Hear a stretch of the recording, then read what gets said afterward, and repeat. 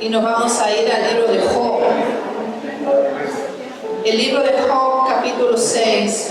Y vamos a meditar en esta mañana en el verso 18. La palabra de Dios se lee en el nombre del Padre, del Hijo y del amado Espíritu Santo. Job, capítulo 6, el verso 18. Se apartan de la senda de su rumbo, van menguando y se pierden. Hemos leído esta porción del libro de Job cuando Job reprocha la actitud de sus amigos. Hermanos, nosotros vivimos en un mundo contaminado, un mundo donde somos muy rápidamente influenciados. Por eso el tema de esta mañana es recuperando el rumbo de nuestra familia. ¿Cuántos quieren recuperar ese rumbo?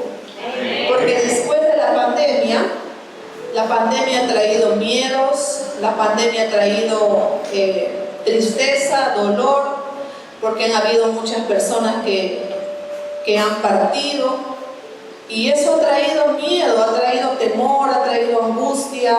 En algunos ha menguado su relación espiritual con el Señor, se han acomodado más a lo que dice el mundo, porque el mundo nos ha bombardeado con las vacunas, el mundo nos ha bombardeado con la tecnología también. Si bien es cierta, la tecnología es buena, pero la tecnología influye mucho en los pensamientos, en las decisiones de cada ser humano. Y sin Cristo, hermanos, sin Cristo es peor. Aún con Cristo batallamos, aún con Cristo luchamos. Ya se imaginan sin Cristo. Sin Cristo es un rumbo perdido. Por eso que tomamos este día las palabras con las cuales Job le reprocha a sus amigos. Pues en este corto versículo que hemos leído podemos encontrar algunas palabras que reflejan lo que está pasando hoy en día en muchas familias cristianas. ¿Y qué cosas están ocurriendo en aquellas familias cristianas? Por eso vemos las iglesias cada vez menos concurrencia, y más aún en el verano, hermanos. Yo sé que el verano provoca irte de paseo, irte al campo, irte a la playa, irte a la piscina, pero en primer lugar está Dios. O a veces quieres dormir más, o a veces quieres quedarte en tu cama, pero en primer lugar está Dios. ¿Y qué ocurre con todo eso? Se apartan de la senda, de ese rumbo que Dios tiene para cada familia, y comienzan a menguar en su relación.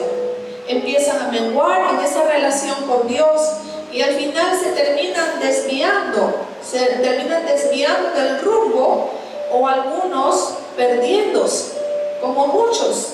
Antes de la pandemia esto estaba lleno. Después de la pandemia se redujo a la mitad, porque muchos escogieron un rumbo equivocado, un rumbo lleno de temores, un rumbo lleno de miedos, que hasta el día de hoy hay familias que no salen de su casa. Y el Señor quiere que nosotros seamos familias victoriosas. Pero perdimos, hermanos amados, el rumbo. Decimos de labios, decimos de boca que somos familias victoriosas, pero nuestros actos son completamente diferentes y no hay una coordinación, y eso parece que todo es en vano. El enemigo te hace creer que es en vano. No vayas a la iglesia porque en la iglesia pierdes tiempo, hay muchas horas, no vayas. ¿Qué voy a hacer en la iglesia? Voy a perder el tiempo, y empiezas a señalar con tus dedos todas las cosas malas que el enemigo pone en tu mente para ver. Miras todo lo malo, pero no miras las cosas buenas. Y eso es el rumbo que el enemigo nos cambia, nos desvía o nos saca. Y parece que siempre fracasáramos cuando queremos arreglar nuestros problemas. Y parece que ya no hay esperanza para salvar nuestro hogar. Esa es la mentira del enemigo, que ya no hay esperanza para restaurar a nuestra familia. Y sí hay esperanza, hermanos. Querer es poder. El que quiere tiene que esforzarse. El que quiere tiene que pagar un precio. El que quiere tiene que doblar sus rodillas para poder ver la gloria de Dios. ¿Acaso Dios no puede cambiar y transformar vidas, situaciones? Pero tenemos que comprender una verdad muy importante. ¿Cuál es esa verdad?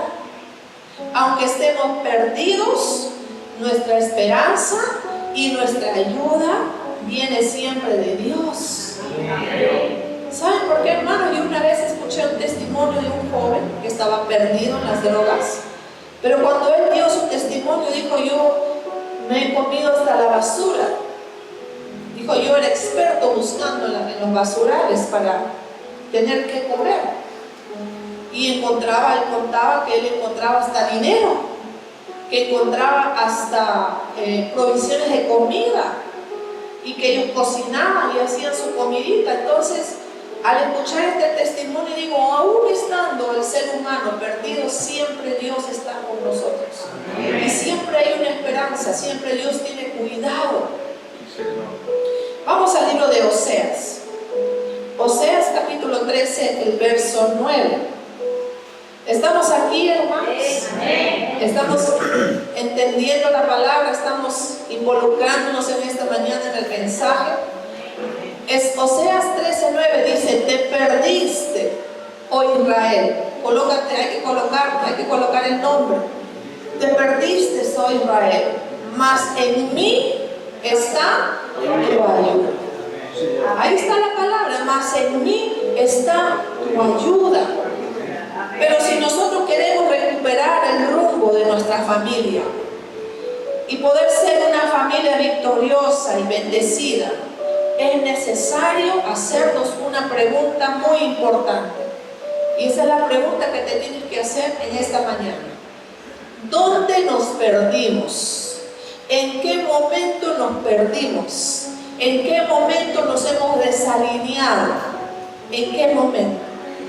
Y la respuesta a esta pregunta es que el pecado nos ha desviado del camino de la bendición y de la victoria.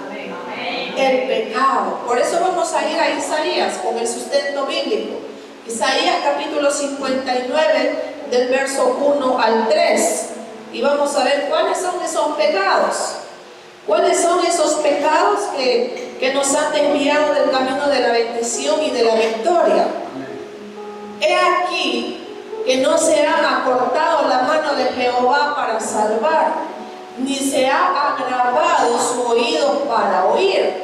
El verso 2. Pero vuestras iniquidades han hecho división entre vosotros y Dios, y vuestro Dios. Y vuestros pecados han hecho ocultar de vosotros su rostro para no oír. Y el verso 3, porque vuestras manos están contaminadas de sangre y vuestros dedos de iniquidad. Vuestros labios pronuncian mentira, hablan maldad vuestra lengua. Ahí está toda la respuesta, hermanos amados, de lo que el pecado nos ha desviado del camino de la bendición y de la victoria. Nosotros decimos: ya estamos en Cristo, somos cristianos, somos salvos, ya estamos. Quizás ya no cometemos pecado de adulterio, de fornicación, de muerte, ya no hacemos esas cosas, pero hay otros pecados que sí lo hacemos. Adulterio no solamente es engañar a la esposa o al esposo. Adulterio también es engañarle a Dios. Entonces vamos a enumerar algunos de esos pecados en esta mañana. El pecado de adulterio. Proverbios capítulo 6, el verso 32 al 33. Proverbios 6, 32 y 36. Mas el que comete adulterio es falto de entendimiento, corrompe su alma el que tal hace. Y el verso 33, heridas y vergüenza hallará, y su afrenta nunca será borrada. Otro de los pecados fuertes que comete el cristiano es el pecado de la soberbia. Y ese pecado ronda mucho, hermano, por eso hay que tener mucho cuidado. Abdías, capítulo 1, el verso 3. La soberbia de tu corazón te ha engañado. Tú que moras en las hendiduras de las peñas, en tu altísima morada, que dices en tu corazón, ¿quién me derribará a tierra? Eso es la soberbia, hermano, cuando no queremos escuchar el consejo de nadie. No queremos oír que alguien nos aconseje, no queremos. El otro pecado que también asedia a los hijos de Dios es el pecado de la autosuficiencia. Jeremías capítulo 2, el verso 13. Todo está con el sustento bíblico, hermanos. El Señor nos quiere limpiar en esta mañana. El Señor quiere limpiar a su pueblo. Y aún los que estamos aquí y los que posteriormente lo escucharán. Dicho sea de paso, nuestros mensajes ya están siendo publicados en la página de YouTube de la iglesia. Compártanlo con sus familiares. Jeremías capítulo 2, el verso 13. Porque dos males ha hecho mi pueblo.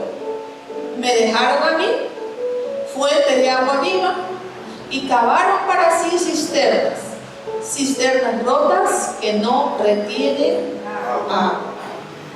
Ese es el pecado de la autosuficiencia. El otro pecado es el pecado de la rebeldía y de la desobediencia. Jeremías capítulo 3, el verso 22. Convertíos, hijos rebeldes, y sanaré vuestras rebeliones. He aquí nosotros venimos a ti, porque tú eres Jehová nuestro Dios. A veces nosotros conocemos la palabra, la sabemos la palabra, y muchas veces hasta de memoria, pero se nos olvida mucho de nosotros. Obedecer la palabra, cumplir la palabra. El otro pecado que asedia a los hijos de Dios es el pecado del resentimiento y negarnos a perdonar. ¿Cuántos cristianos hay que están en la iglesia? Saben, conocen la palabra, que hay que perdonar, pero no lo hacen, porque hay orgullo, porque hay autosuficiencia en el corazón, y dicen, no, yo ¿por qué lo voy a perdonar a esa persona? O alguien te dice una palabra y te ofende y guardas rencor, resentimiento y no quieres perdonar. Eso hace daño, hermanos. Vamos a ver qué dice la palabra. Efesios capítulo 4, el verso 26 y 27. Airaos, pero no pequéis. No se ponga el sol sobre vuestro enojo, ni deis lugar al diablo. Le damos lugar al diablo, hermanos, con el resentimiento y con negarnos a perdonar. A veces nosotros tenemos esa falta de perdón y resentimiento desde muy niños, desde muy pequeños. Aún quizás desde el vientre de nuestra madre, no sabemos nuestras madres qué episodios pasaron.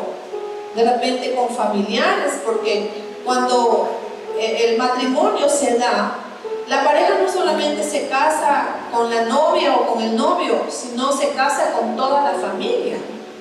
Porque la familia son costumbres que hay en las familias. Y cuando dos personas inician una nueva vida, un nuevo matrimonio, traes tus costumbres, diferentes costumbres. Y a veces hasta traemos al matrimonio la falta de perdón y el resentimiento sin darnos cuenta. El otro pecado es el pecado del materialismo. Justo en esta mañana conversaba con mi hijo y le decía, lamentablemente esta sociedad, la humanidad, vive el status quo. Personas que creen en su mente ser importantes, millonarios, pero su realidad es otra. Solamente viven de una apariencia. Y eso se llama materialismo y ese es un pecado. Y el que no conoce a Cristo no se va a dar cuenta hasta que Cristo entre genuinamente en su corazón y Cristo empieza a hacer una limpieza en el corazón, empieza a darse cuenta de que esas costumbres o esas acciones no nos llevan a nada bueno. Primera de Timoteo, capítulo 6, el verso 10.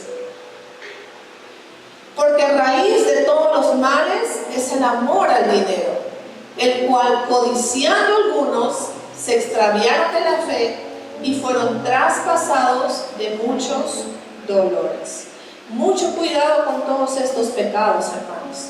El pecado del materialismo, el pecado del resentimiento y negarse a perdonar, el pecado de rebeldía y de la desobediencia, el pecado de la autosuficiencia, el pecado de la soberbia y del adulterio. Mucho cuidado.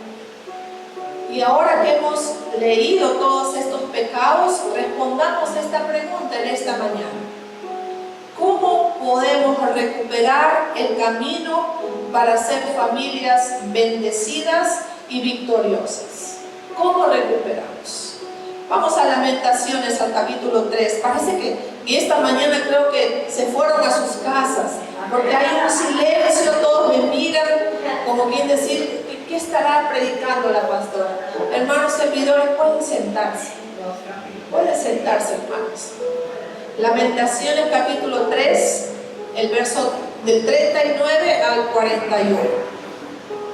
¿Cómo podemos recuperar el camino para ser familias bendecidas y victoriosas? Hay que esforzarse, hermanos. Hay que obedecer a la palabra. Yo sé que no es fácil para algunos cuando por años hemos estado acostumbrados a ser orgullosos, a ser altivos. No es fácil. Dice la palabra: ¿por qué se lamenta el hombre viviente? Laméntese el hombre en su pecado.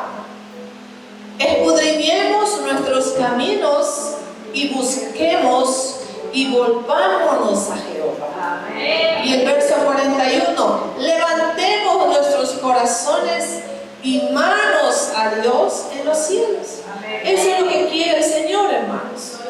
Amén. Y vamos a ir al primer paso que debemos de dar como familia, como personas. Todos tenemos familia, todos estamos orando por nuestra familia, todos estamos intercediendo por hijos, por padres, por hermanos. Todos estamos orando. Hay familia que todavía no conoce a Jesús y aún conocen a Jesús, pero tienen malos comportamientos. Hay que seguir orando. Entonces el primer paso: seamos humildes y reconozcamos nuestros errores y el daño que les hemos causado a nuestra familia. Vamos a ir al verso 39. Ahí nomás retrocedemos de Lamentaciones al verso 39. ¿Por qué se lamenta el hombre viviente?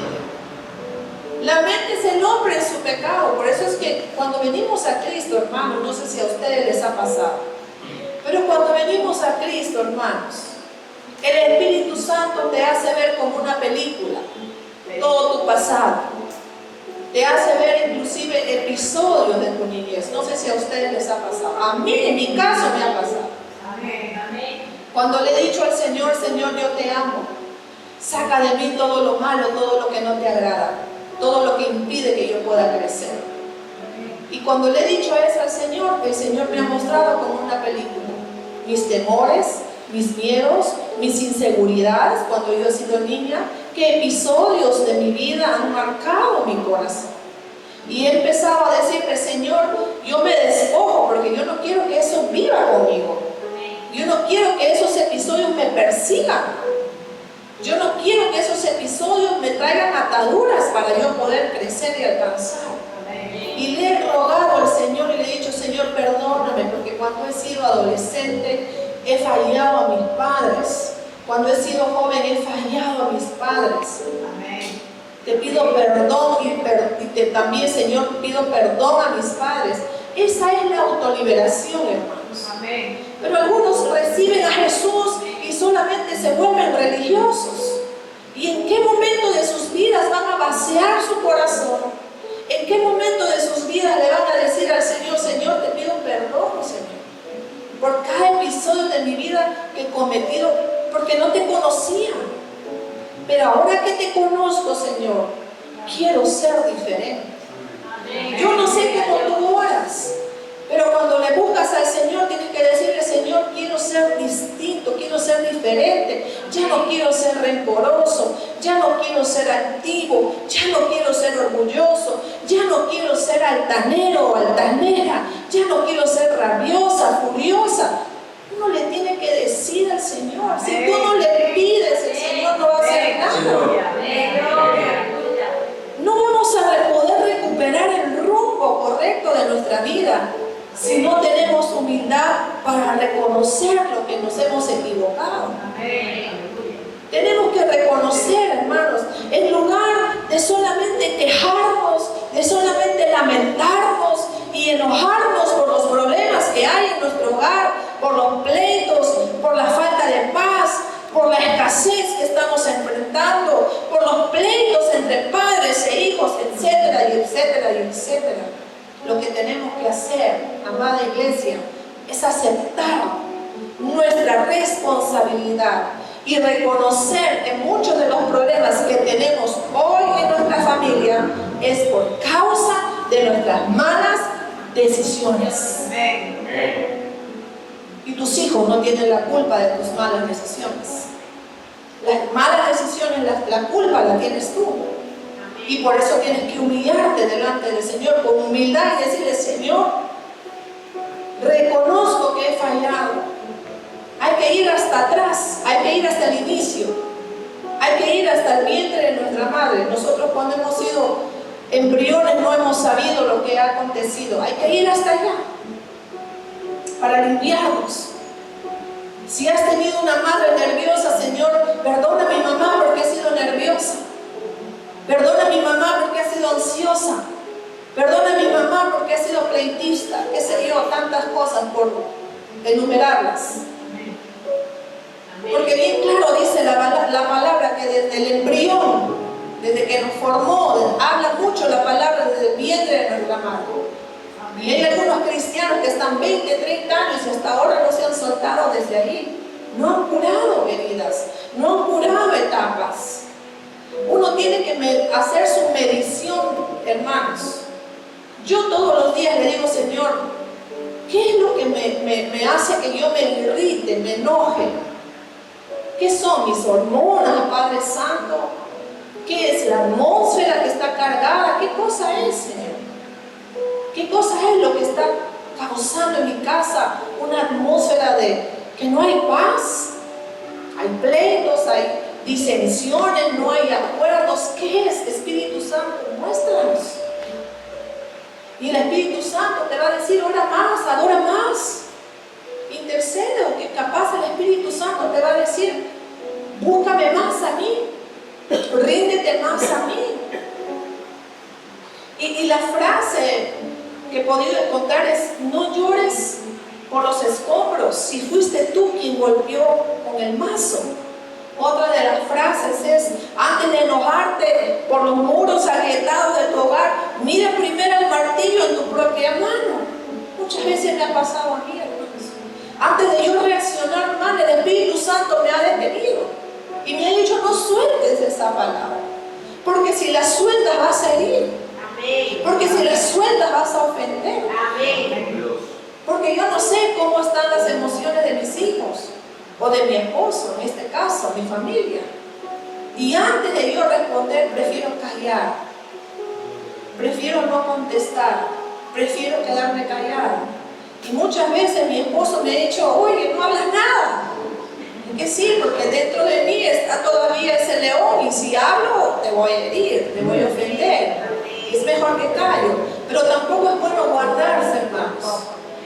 Hay que ir a la presencia de Dios y decirle: Señor, tengo esto en mi corazón, tengo esta rabia, tengo este enojo en mi corazón. Señor, quítalo.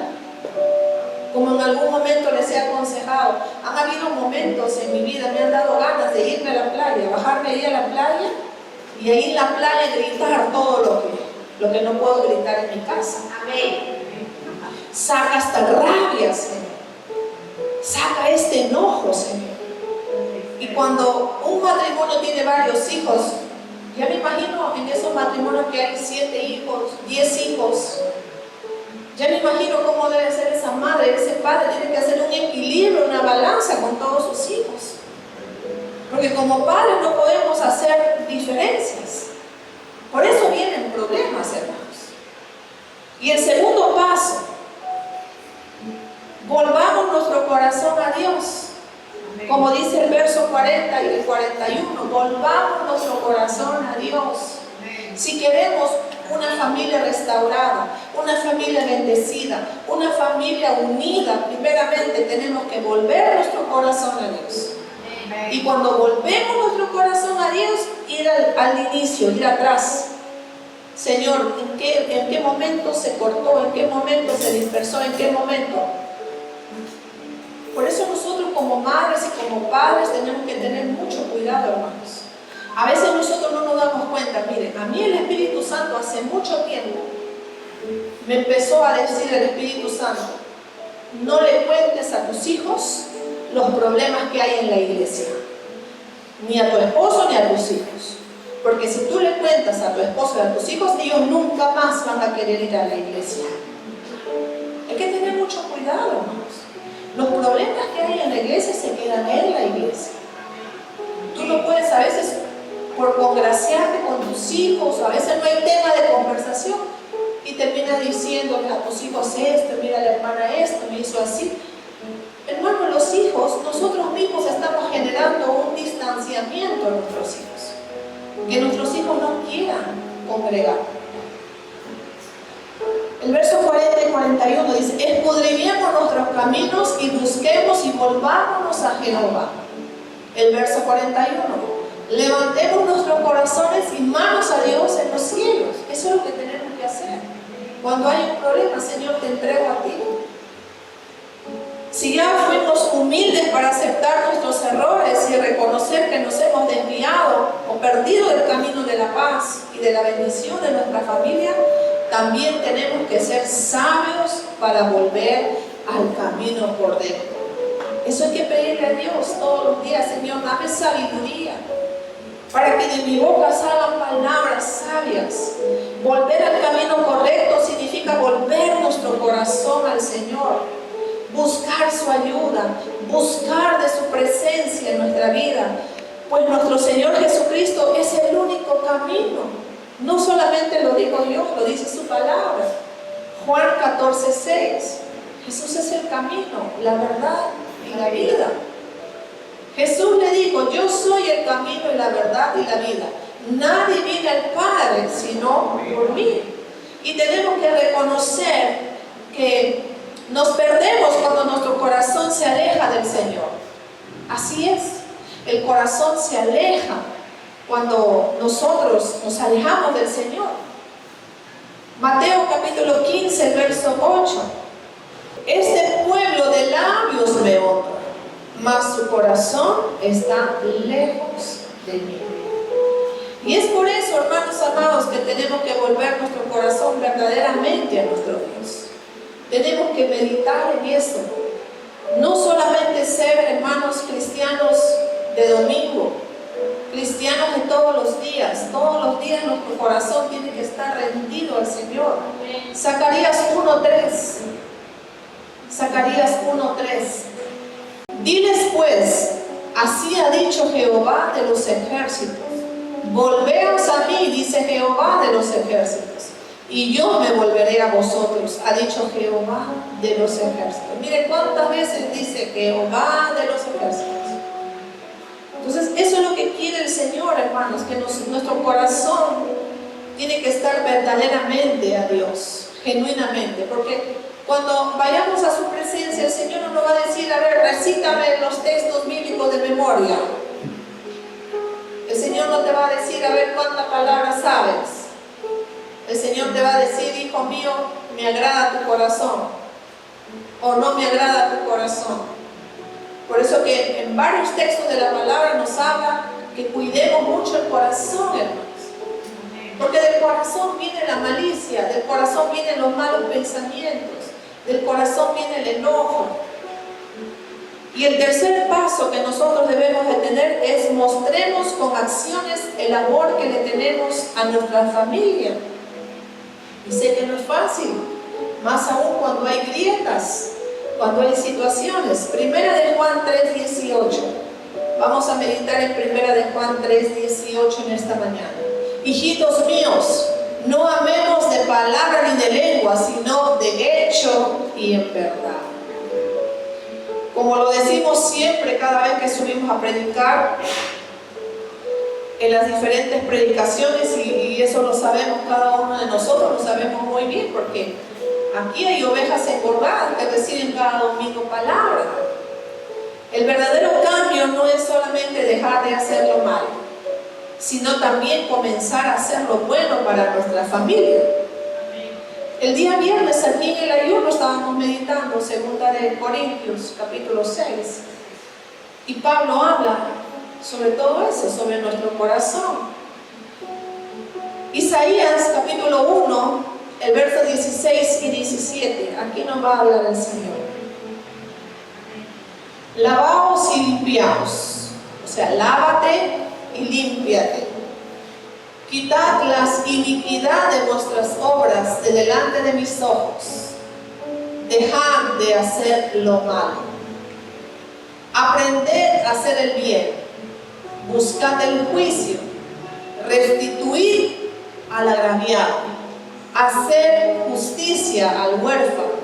Amparar a la viuda. Ahí está la palabra. No solamente hay que dejar de hacer lo malo, sino también comenzar a hacer las cosas buenas. Y eso se llama obediencia. Y tenemos que comprender, hermanos amados, que no basta con solamente las palabras, no basta solamente con las intenciones, que mostrar amor con nuestras acciones. Mostrar con nuestras acciones que ya no queremos seguir dañando nuestra familia, sino que de verdad queremos reconstruir nuestro hogar, que de verdad queremos recuperar el amor de nuestros hijos o el amor de nuestro cónyuge. Esa debe ser nuestra meta. De ahí comienza, hermanos. ¿Por qué quise compartirles en esta mañana, guiado por el Espíritu Santo, esta palabra? Porque el enemigo quiere destruir familias, el enemigo quiere destruir matrimonios, el enemigo quiere vacarse a la familia. Si ustedes ven, ahorita mismo afuera en el mundo hay una influencia tan fuerte sobre el homosexualismo y el lesbianismo. A vista y paciencia de todo el mundo se hacen declaraciones, confesiones para pedir matrimonio homosexuales y lesbianas. Ahora ya caminan por las calles como si nada. No somos homofóbicos, pero sí nosotros nos vamos a la palabra.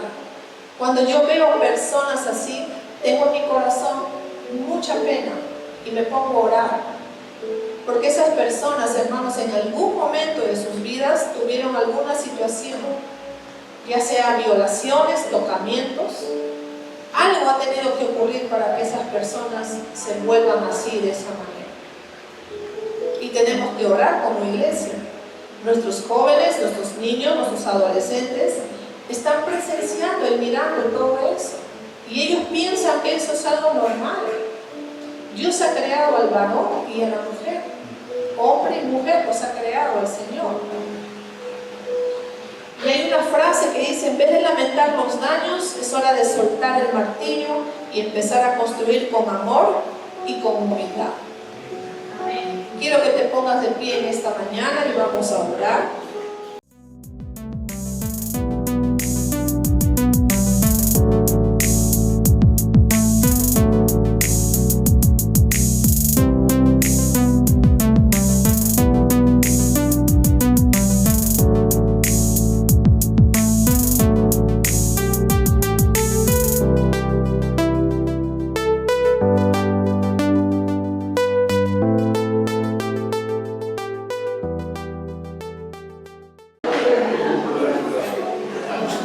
Gloria a Dios,